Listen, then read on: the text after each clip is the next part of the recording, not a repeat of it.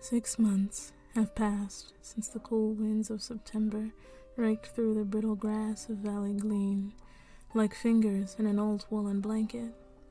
And yet fall has not since ended.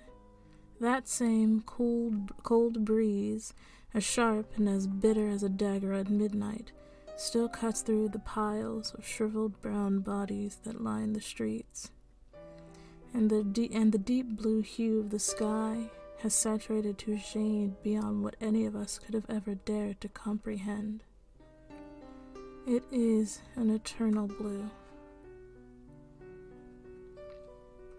Fall started just as most often do, after a hot, wet summer that crescendoed into a clangy, thunderous lightning storm. Mom and I were out rocking on the porch step. We had exhausted the day plucking our small orchard nearly bare of fresh apples. When the air began to taste of oncoming rain and the song of cicadas swiftly stopped like a spinning record without a needle, we watched and waited until the pitter-patter on the tin roof began, and then the crack of God's whip licked the sky with a scab of light, and down came the rest of the water.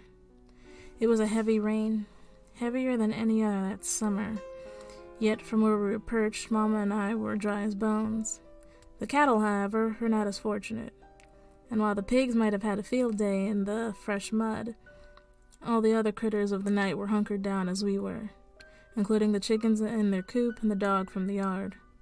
Old Betsy had found her way under Mama's chair, after I had spoiled her with the rest of my half-chewed Honeycrisp, and continued in that position until we called it a night. Thus ended the last day of summer. When we awoke the following morning, a fresh September morning, neither Mama nor myself expected the harsh transition into the fall equinox that awaited us. Outside. The sky was now a bright, cheery blue, every drop of rain 6 feet under dew-covered browning grass, and the trees radiated the same yellow as sunlight, spun with hints of red like gala apples. We moseyed on down the steps into the yard, taking Betsy with us, and there wasn't a trace of humidity in the air to be found. It was a crisp air, nearly as crinkled as the leaves beneath our boots, and as cool and nippy as we had hoped for after the dog days had ended. The dog and other animals felt the same. Old Betsy was frolicking, the cows were grazing what little grass remained, and the chickens were out of their coop. The mud had dried, but that didn't stop the pigs from their play. Scattered across our land and all throughout Valley Gleam were the shed leaves of maple and ash, same as the ones that snapped as we strutted. The children kicked them down empty blocks and rode them to school as passengers in their spokes. Despite the breeze that stung like a bumblebee, there was a certain warmth in our little town. And as soon as I had bundled myself in that gifted jacket from Mama that hung in the closet since Christmas past, I felt it too. Thus ended the first day of autumn. The sight that beheld us the following morning was nothing shy of disorienting. In fact, I had mistakenly assumed myself to be drunk on rum when I had first noticed the color coming through the window blinds. A blue, nearly purple shade that stretched across the room like a rug.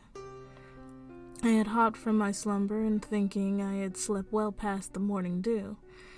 But the still clicking clock swore to me that it was only 6:15. Peering through the window only furthered my suspicion. The sky was near black, and the rising sun appeared to be setting already. The shrubbery along the windowsill was also alarming, nearly kissed brown with splotches of bare branches. The entire landscape looked as if God had laden his brush heavy with idyllic colors of an auburn twilight. Only the day had just begun.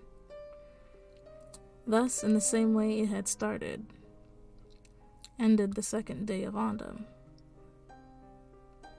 Thus, in the same way it had started, ended the second day of autumn. On the third day, just as all the days since, the darkness of night was broken by the unrelenting gaze of blue that swept throughout our land, and only day by day increasing in its saturation.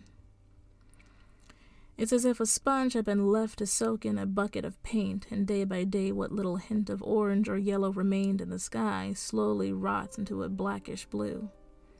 It's not only the sky that rots, however, but the trees, the grasses, and the rest of summer's flora. In their places, laced across the front and backyards alike, wrap the gangling vines of gourds and pumpkins that grow beyond what God himself had intended. One such, a great squash of the Connecticut fields, had by that point eclipsed the tire of my '68 Chevy like it were the moon. It has since engulfed it. That afternoon, as the last of summer's warm breezes clashed against the howling winds of autumn's birthing pains, there was a great storm that rattled the house. And shook the trees, dumping a great many leaves into our yard and scattering them about. The continued gusts of cold air struck the windows and rolled some of the gourds down the hills like oblong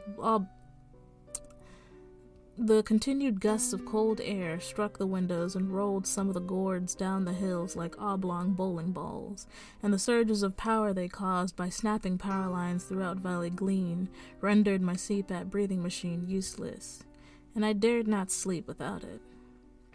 Thus ended the third day of autumn. The morning that followed, I had awoken with a strain in my eyes.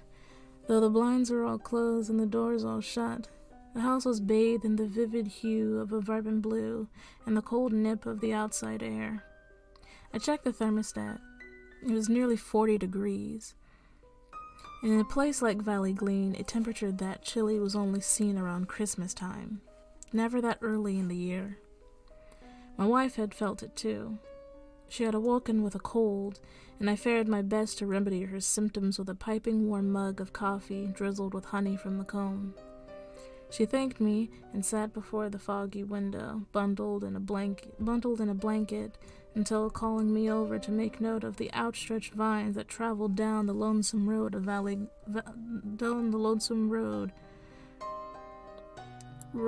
toward Valley Glen Square. The gourds were now the size of terracotta clay jars, and the pumpkins were as wide as hay bales. Bent over them like crooked, jagged guardian angels, were the barren trees that spread their leaves far and wide, so far and wide that not even a blade of browning grass saw the sky. So far and wide that not even a blade of browning grass saw the sun. And that yellow specter, too, despite having only just arisen, reared his glistening head for what seemed to be only moments before ducking beneath the horizon again, and shading the land in pitch-black darkness. Thus ended the fourth short day of autumn. The fifth began as the fourth had, with the sheer sheen of the cloudless autumn sky and the raspy coughing of my wife beside me. She had been gasping for breath all night, and when we had finally tuckered out from restlessness, it seemed that rest was only a short reprieve. When we both had awoken to the brightness through the window blinds, I had wrongfully assumed her complexion to be the result of the strange colors that emitted from outside. I was wrong. Her skin was now the shade of a duckling, as if she were ill from jaundice, and her sunken eyes were the deeper, richer tint of the same color. Her hair was falling out in clumps, and she had lost a tooth in the night. She gripped me with one hand, coughed into her other, and as it trembled, extended the sprinkled red along her yellowed fingers to my eyes. I called Dr. Sampson not 5 minutes later, after bringing Mama a glass of cold water, nearly frozen despite being left on the kitchen counter the night before. Dr. Sampson answered abruptly, as if expected, and informed me of her symptoms before I even uttered a word. My wife, it seemed, was not alone to suffer her illness in Valley Glen. However, just as for the others, not much was there to change but to let whatever it was simply run its course. For the remainder of the day, Mama sat silently, except for the whimpers of Betsy beneath her rocker, and watched the foul deep blue of the empty air, void of any fowl that must have migrated south permanently, seep into every corner of the sky above, and the orange and brown creep across the ground below. The only hint of greenery to be seen were those few select trees that, for whatever God's reason, never seemed to shed their leaves. The Evergreens. It was that ever so green that was a comfort in some strange way to the both of us, though the companionship of that tinge was only shortly lived.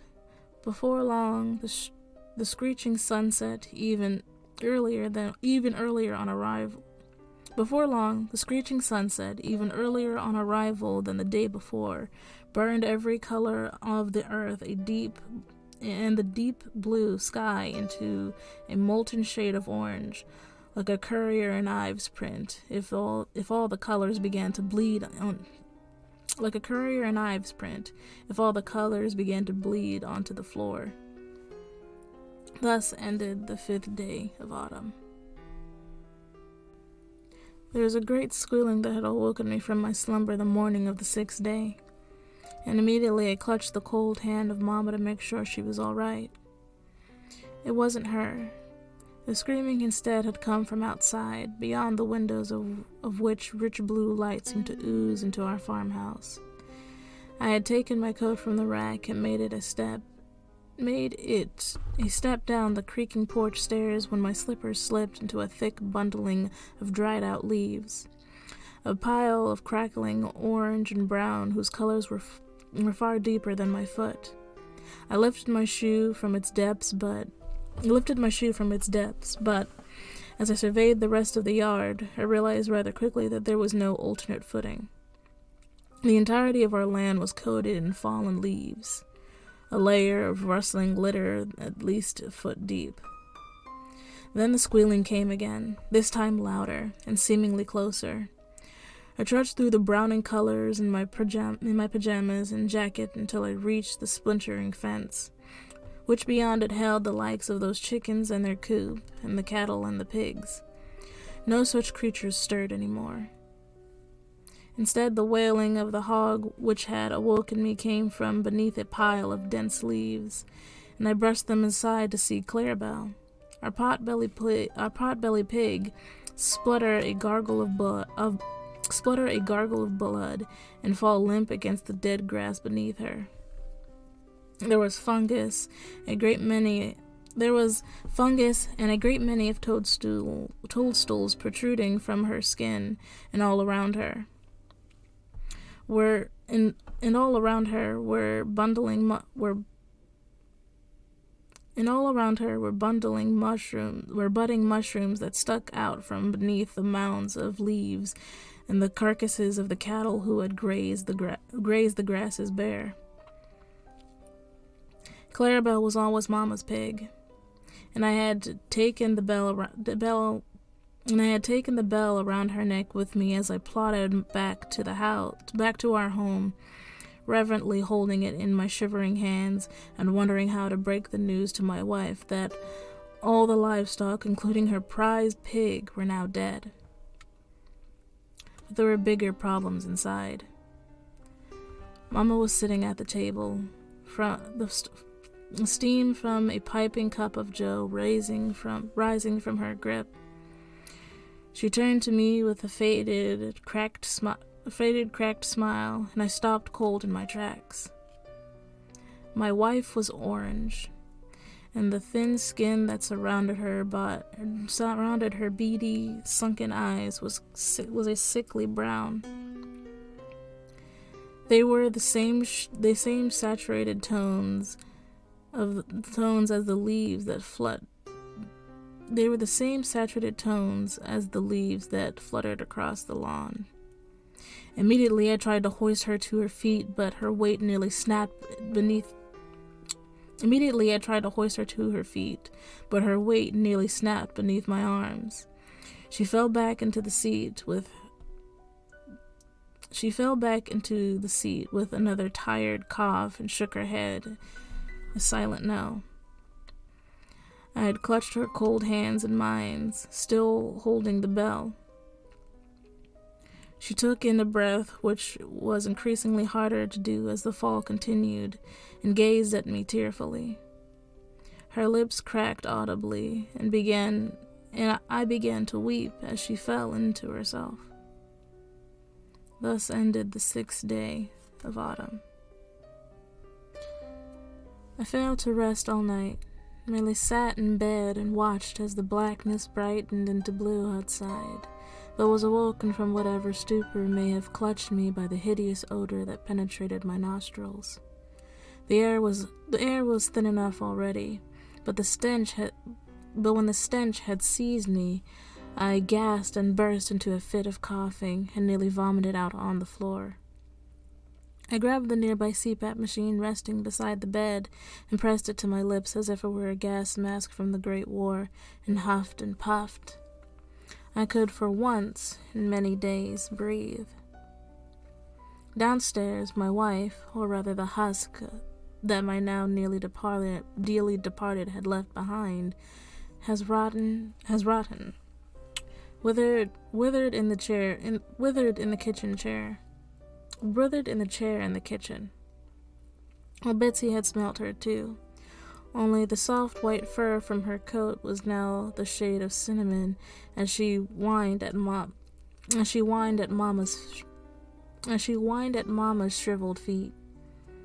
The mug of coffee still placed beside her on the table, frozen, as the temperature only grew chillier.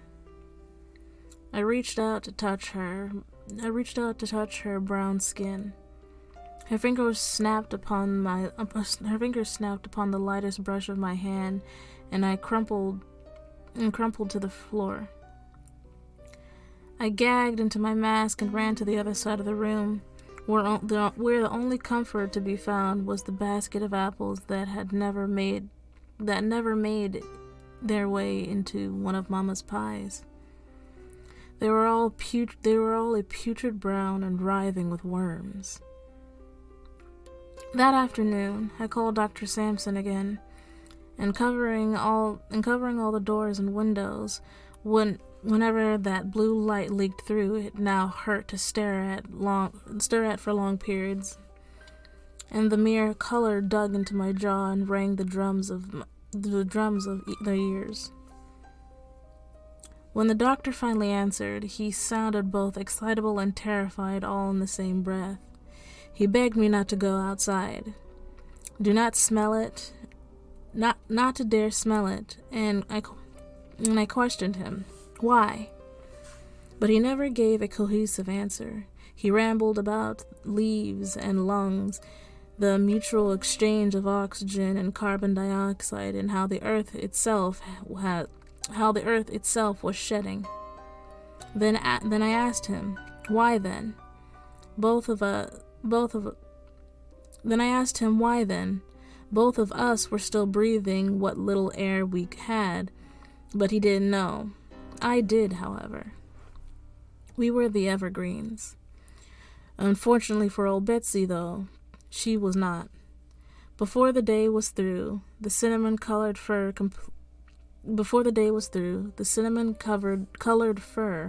had completely fallen off like needles from a larch, leaving behind only the wrinkled skin of a now balding bitch. Until at last, that had fallen off too. Thus ended the first week of autumn. Before long, despite how grueling it might have been,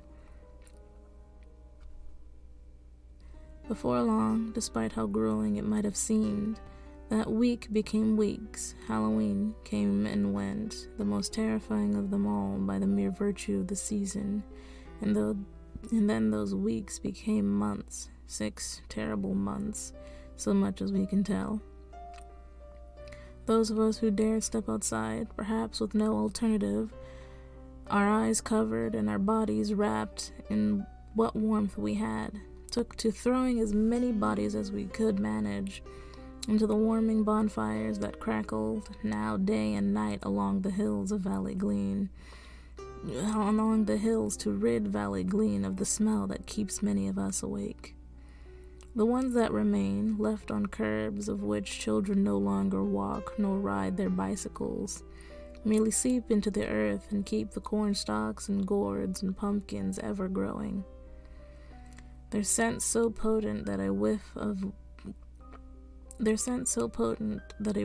the wind tastes of one of Mama's pies and goads me to gag and cry every time. Every autumnal meal, the same squash day in and day out elicits the same reaction. Everything outside our windows remains frozen in place, just as the fall has been, and we often collectively contemplate whether or not the strange season of the valley lingers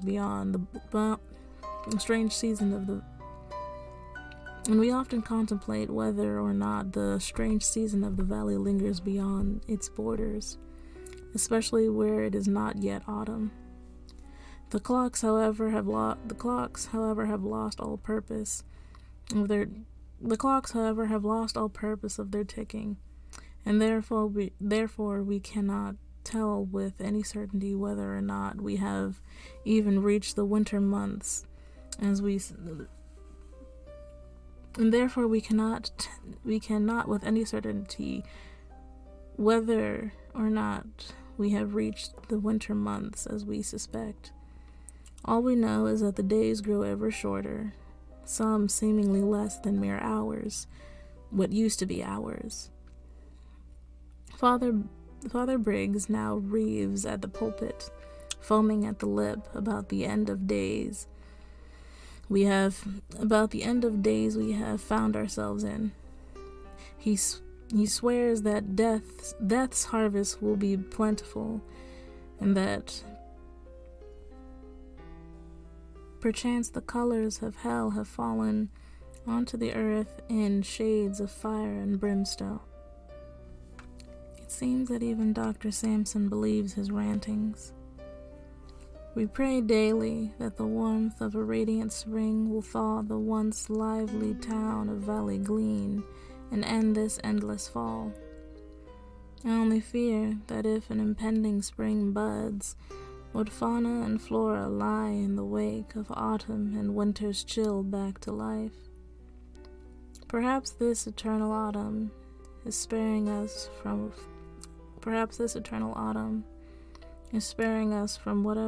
whomever else may spring along with it.